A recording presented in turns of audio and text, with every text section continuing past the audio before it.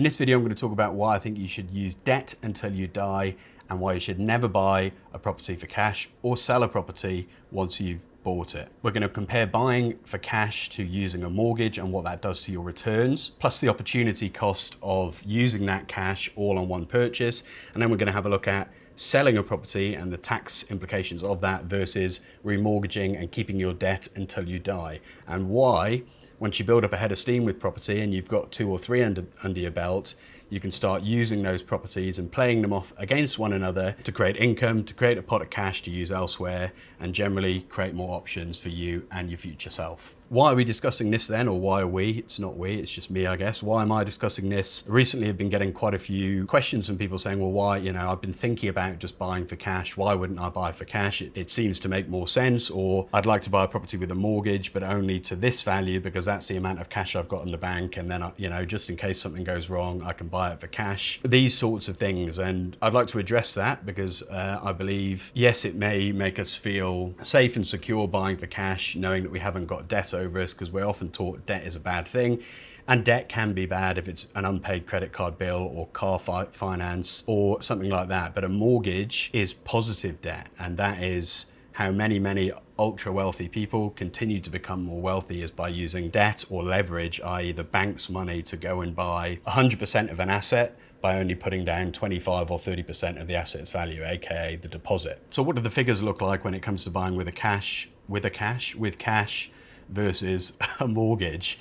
I think aside from the fact that it gives you peace of mind knowing you don't have debt, I don't really think there are many other benefits to owning a property outright with cash, unless all you want is income and you are not that bothered about maximizing the underlying return. So let's have a look at some figures. Now, for those of you listening as opposed to watching, I'm going to talk through some figures I've got here on the screen for a property purchase at £170,000, bought with cash and then bought with a 30% deposit, and what that looks like in terms of the real growth and return figures based on that 30% you've put down, not the full value of the property. Because when it comes to using a mortgage, that is the key. You are getting the return on the full value of the property, the full growth, the full rental income, but you're only putting down a portion of the property's value, hence why your return gets amplified. You buy a property at 170,000, you've got, say, just over a 6% yield on that, would give just over £10,000 per annum in income. Your mortgage value, 70% of the property value, so that is the debt you are borrowing, is about 120,000. Yes, it seems like a lot, but stick with me and we'll see why it's a positive. And then let's say the property value goes up at 5% per annum. Savills are saying that UK house prices in general over the next 5 years will go up about 22.2%. This varies region by region because you cannot look at a whole market and talk about it with broad brush strokes. You need to look at the details. So if property prices go up at 5% per annum, let's look at the cash purchase, for example, to start with. If property prices go up 5% per annum and you've bought a property for cash, then your return is 5% per annum. Simple as, very clean cut. If your rental income, you've got a 6% yield, £10,000 a month in income. A month? That would be nice.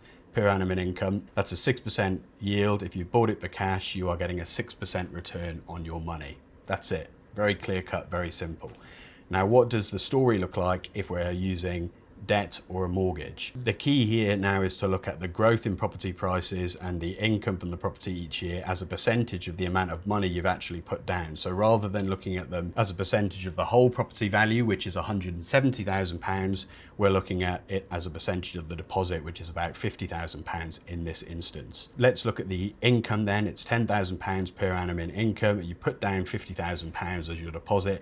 Therefore, your real return is actually much closer to 20%. Here I've got 20.59%. Yes, this is simplified. You will have costs such as management fees to consider, these sorts of things, and I can send you a breakdown of those if you'd like. This is just a simplified example. Then if you take your property price growth going up at 5% per annum, in year one, that'll be about £8,500 if it goes up at 5%, meaning your real return in terms of growth from the property value is 16% or 16.67%. So again, your real return is much higher. Now, also another interesting point to note here, which I think some people overlook when it comes to using a mortgage, is that inflation, if there is high inflation, that erodes the real value of your debt. So if you've got 3% inflation each year, the value of your money is going down, the debt is going down by 3% each year. So a simple way of looking at that is if you've got parents or family members that bought a property in the 80s or 90s for £50,000, probably the 80s,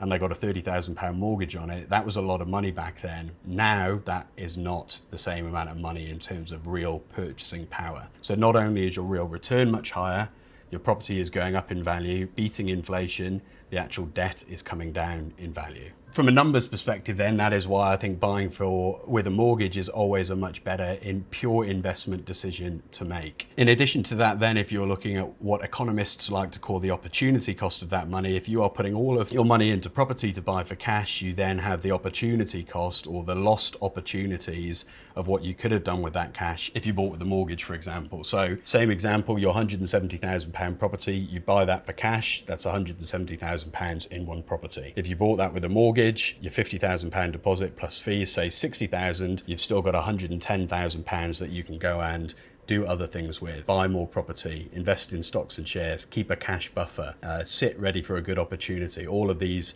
sorts of things. So though it's a bit more of an esoteric point, it is still important, I think, to consider on the longer term, building wealth with property plan, concept, idea. Let us then look at the next point, which is using debt until you die. And this was something that I had a conversation with a mortgage broker recently and sort of talking about selling somewhere and taking the cash and putting it into something else. And it was a bit of an emotional decision because it was based on my properties, and it's always easier to be subjective when you are not involved in the decision. And he sort of said, well, why would you sell? Why not just use debt until you die? And why is that? The key point that he was making is that it's twofold. If you sell, you've got, because it's a buy to let, you've got capital gains tax to pay on that.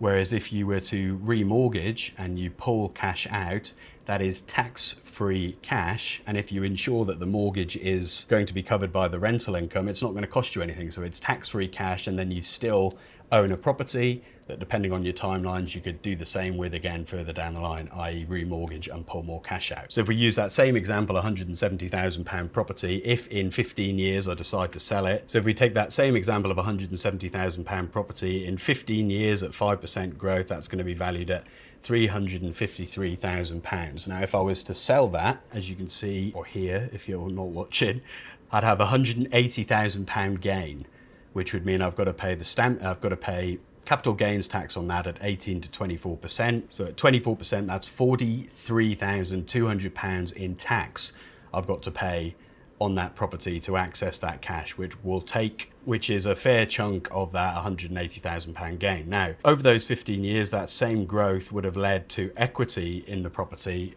of around 180,000, which, as opposed to selling and releasing and paying £43,000 in tax, I could simply remortgage and pull as much of that out as I wanted to, or pull enough out so the property was still cash flow positive. And then that leaves me with a tax-free cash pot that I can use to buy more or do whatever I want to do. Plus I've still got a property that owned in my own name and that will in time become more cash flow positive again. For these reasons now, I am a convert to the debt until you die. If you buy a property, you should never sell it, because whenever I speak to people and we're talking about property, they say, well, I did have a property, but I sold it. I regret that now. It would be worth this much. So never sell a property, always keep it.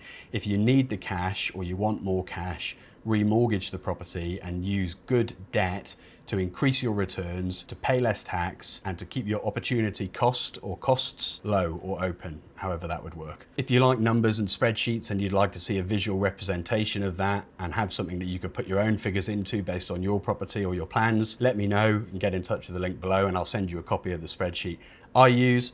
Or if you'd like a breakdown on buying property as an expat and how to do it, grab a copy of our book, 10 Steps to £10,000 a Month, or check out some of our other bits of content.